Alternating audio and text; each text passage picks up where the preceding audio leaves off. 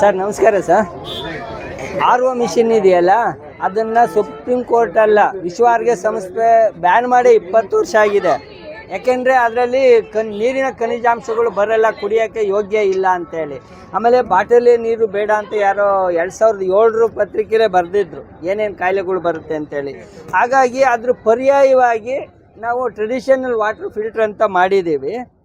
ಇದರಲ್ಲಿ ಆಲ್ಕೋಲೈನ್ ಬರುತ್ತೆ, ಆಕ್ಸಿಜನ್ ನೀರಿರುತ್ತೆ. ಆಮೇಲೆ ನಾವು ಫಿಲ್ಟ್ರೇಷನ್ ಸಿಸ್ಟಮ್ ಮಾಡಿದ್ದೀವಿ. ಒಂದು ಫುಡ್ ಗ್ರೇಡ್ ಅಂತ ಒಂದು ಬರುತ್ತೆ.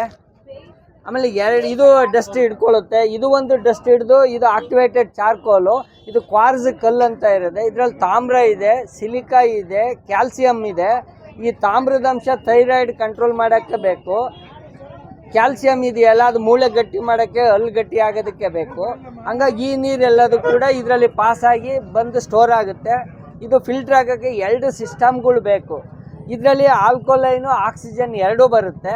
ಬಟ್ ಕುಡಿಯೋಕ್ಕೆ ಒಂದಕ್ಕೆ ಎಲ್ಲ, ಅಡುಗೆನೂ ಮಾಡ್ಕೊಳ್ಳಿ ಅಂತೇಳಿ. ನೀವು ಯಾವುದೇ ಪಾತ್ರೆಯಲ್ಲಿ ಮಾಡಿರೋ ಮಣ್ಣಿನ ಪಾತ್ರೆಯಲ್ಲಿ ಅಡುಗೆ ಮಾಡ್ದಂಗೆ ಆಗುತ್ತೆ. ಆಮೇಲೆ ಈ ಕ್ವಾರ್ಸ್ ಕಲ್ಲಿರೋದ್ರಿಂದ ಸಾಂಬಾರು ರುಚಿ ಬರುತ್ತೆ, ಬೇಳೆಕಾಳು ಬೇಗ ಬೇಯ್ತವೆ, ಹಸುವು ಚೆನ್ನಾಗಾಗುತ್ತೆ. 1 ವಾರದಲ್ಲಿ ಗ್ಯಾಸ್ಟ್ರಿಕ್ ಇರಲ್ಲ ಅನ್ನೋದನ್ನು ರಿಸಲ್ಟ್ ಕೊಟ್ಟಿದ್ದಾರೆ.